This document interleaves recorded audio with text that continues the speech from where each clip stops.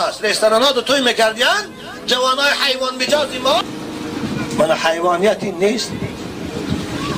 بنابراین عزیزان من این توی ها از اسلام نیست. در توی ها عرق دادن اینم از اسلام نیست. توی عبادت است، توی سنت است. باید ما این عبادت این سنت بر وفق شریعت گذرانیم. غذا خورن یک کسی خوب یا دایره زند یا رباب گیرد یگان نهد خواند یگان سخنای اخلاقی خواند. آخر یک شعر خواندن در کار کی وای اخلاق داشته باشد، وای برای شنونده یک تاثیر فایده‌ناک داشته باشد. یک خانه غزل زرد اما در توی رقاصه بیاریم پول داده و ارگوش رو بدو جوانای مست و عادت درگیر دیوای حیوحی کنند. مگر این غضب خدا نیست؟ این لعنت خدا نیست؟ حالا در فتواها میگوید که تا کسی یک زنه که بر بیرون رقص برارد بین مردم رقص برارد، کسی که تماشا میکند همش در لعنت خدا گرفتار میشود. حتی صاحبی مسلک میگوید که از یک زنی رقاصه رو در میدان در آوردن اهل همین محله را هم برش کسی کشد به گناه کشد. گناه این قاتل آسان تر است از گناه این دیدن، زیرا که وای همه شهید شدن، قاتل خودش گناهگار. اما این زنی بدبخت رقاصه همین تماشا بنا را در عذاب خدا گرفتار کرد. عزیزان من این چشمای شما صاحب دارد. این چشم خدایی که به اختیار تو داده است، پول ندادیش. برای یک پردی چشمک تو گرفتن میبینی $1000 میتی، برای یک عینک گرفتن میری $300 میتی. این چشمی که خدا به تو داده است به هیچی و به پول خیال میکنی تو زنکای رقاصه رو تماشا میکنی پگه این چشم جواب شنویتی؟ نه این چشم ها امانت هست.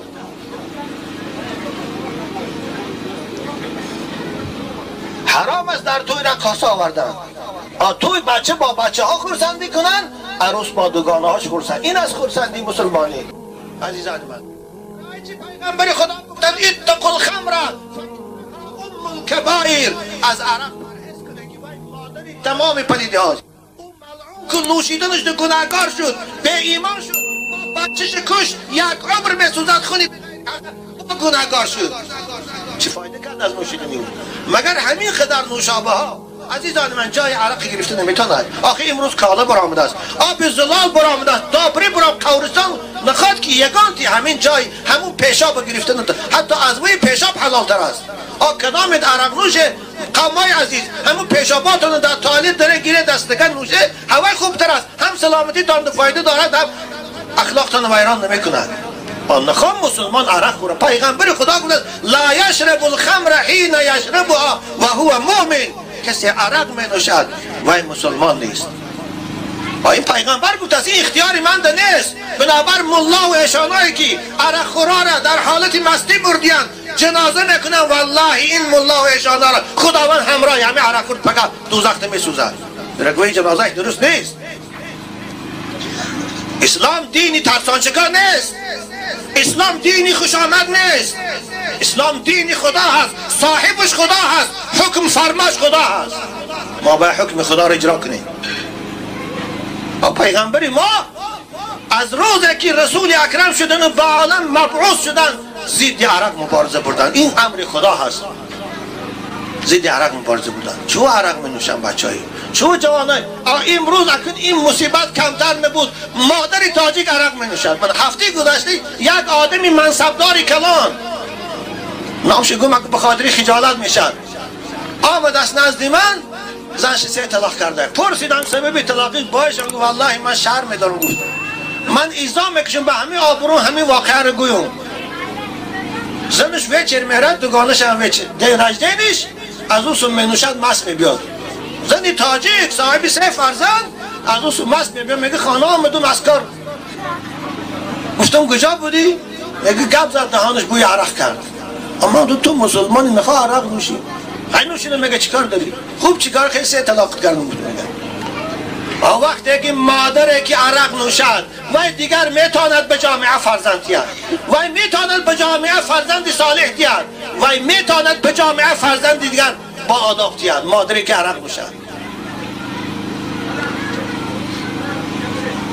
بنابر عرق حرامه. کسی او را حرامیش شوخی میداند و می نوشد والله وی کافر است وی زنش طلاقه وی نکاح نیست وی جنازه. بنابر من از ملاهای خواهش میکنم، ملاهای نکاح کرد، دامادایی که در وقت نکاح مست میبیایند و یار نکاح نکنید و یار خواستم قبول کردنشان درست نیست، زیرا که مست است. حتی فتواها میگه من شرب الخمر و ساده لم یحل صیده، کسی عرق نوشید در حالت مستی اگر شکار کند، خواه چنچک میپراند، خواه صید میپراند، خواه آهو، خواه کب، صیدش حرام است.